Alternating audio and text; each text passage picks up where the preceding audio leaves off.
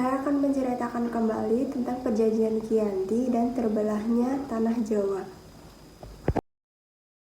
Perjanjian Giyanti adalah perjanjian antara VOC dan Kerajaan Mataram yang ditandatangani pada 13 Februari 1755. Perjanjian Giyanti dikenal juga dengan siasat VOC, memecah belah Kerajaan Mataram. Perjanjian Giyanti dianggap menguntungkan Belanda di tanah Jawa karena Kerajaan Mataram terpecah menjadi Kasunanan Surakarta Hadiningrat dan Kasultanan Ngayogyakarta Hadiningrat.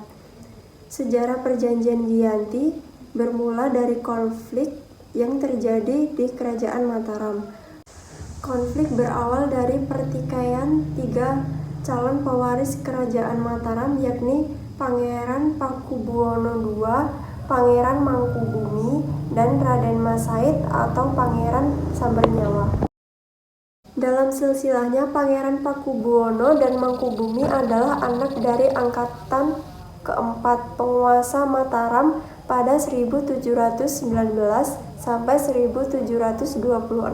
Sedangkan Raden Mas Said merupakan cucu dari angkatan keempat.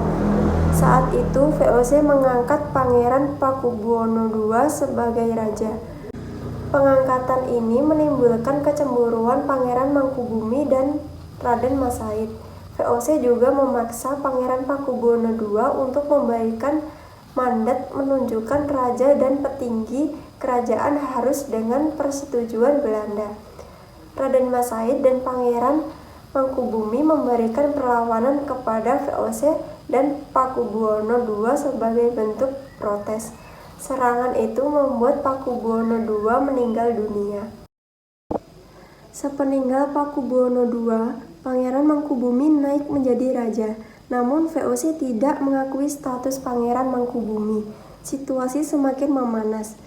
Saat VOC mengangkat putra Pakubuwono II, Raden Mas Sujadi dan Pakubuwono III yang masih remaja sebagai Raja Mataram. Raden Mas Said dan Mangkubumi kembali melancarkan serangan kepada VOC dan Raden Mas Said Sujadi. Untuk meredam serangan itu, VOC menjalankan siasat licik dengan memecah belahkan Raden Mas Said dan Pangeran Mangkubumi. VOC mengirimkan utusan khusus untuk menghasut Raden Mas Said agar berhati-hati terhadap Pangeran Mangkubumi yang bisa menjadi pengkhianatnya. Di sisi lain, VOC juga mengirim utusan ke Pangeran Mangkubumi. VOC membujuk Mangkubumi dengan menjanjikan setengah wilayah kekuasaan Mataram yang dipegang Raden Mas Said Sujadi. VOC kemudian mengundang kedua orang tersebut untuk merunding pembagian kekuasaan.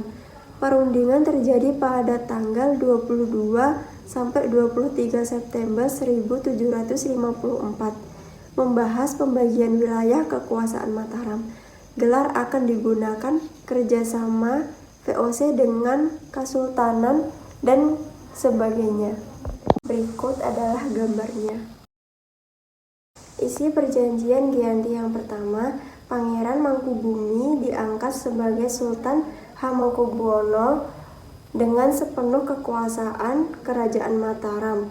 Hak kekuasaan itu diberikan atau diwariskan secara turun-menurun. Yang kedua, rakyat Kasultanan harus bekerja sama dengan rakyat yang berada di bawah kekuasaan VOC. 3. Pengangkatan bupati atau pejabat eksekutif harus mendapat persetujuan VOC. Yang keempat, Sultan harus mengampuni pejabat atau bupati eksekutif yang memihak VOC dalam peperangan. Hasil dari Perjanjian Giyanti. Dampak dari Perjanjian Giyanti memecah belah Kerajaan Mataram. Kerajaan Mataram terbagi menjadi dua, yakni Kasultanan Ngayogyakarta dan Kasunanan Surakarta Hadiningrat. Mimpi Kerajaan Mataram yang ingin menyatukan seluruh kejadian di tanah Jawa pun tidak terwujud karena penjajahan.